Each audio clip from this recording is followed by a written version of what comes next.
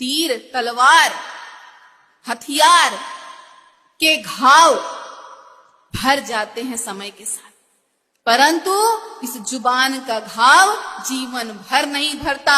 और फिर मनुष्य के जीवन में वही 84 लाख योनियों का चक्र, इस जीवन में मुझसे तूने ये कहा था, मन में लेकर चले जाते हैं उस वाणी के घाव को, और उसे ढूंढते हुए फिर कभी मौका मिलता है तो आज तेरी बारी तो कल मेरी बारी।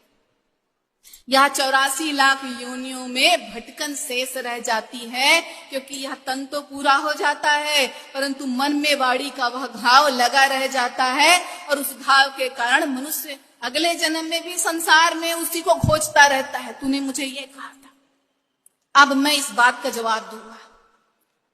और फिर समय तो सबके साथ एक जैसा कभी नहीं रहता, कभी तू शक्तिशाली तो कभी मैं शक्तिशाली। तो जिसके पास शक्ति है, पावर है, वो फिर जो बातें चाहता है कहता है।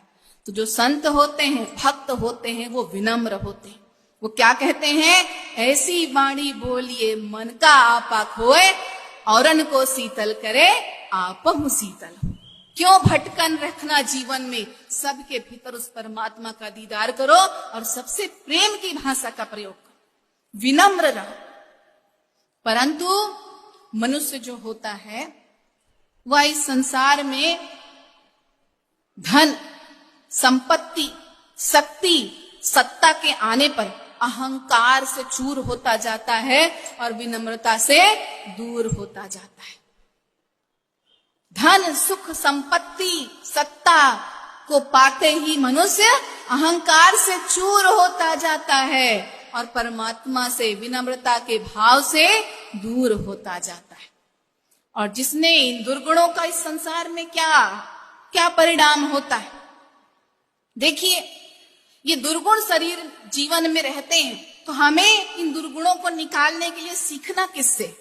ये दुर्गुण जो है, जो मनुष्य के जीवन को व्यर्थ कर रहे हैं, इन व्यर्थ करने से अपने जीवन को बचाने के लिए हमें इस संसार में सीखना किससे? सारे उदाहरण हमारे सामने। सीखना है तो धरती से सीखे। धरती के पास क्या नहीं है? अनेकों रत्नों की खान है, सोना, चांदी, हीरे, मोती, अनेकों रत्नों की खान है, परंतु धरती के पास क्या नहीं है? धरती के पास अहंकार नहीं है, वह विनम्र है, सहनशील है।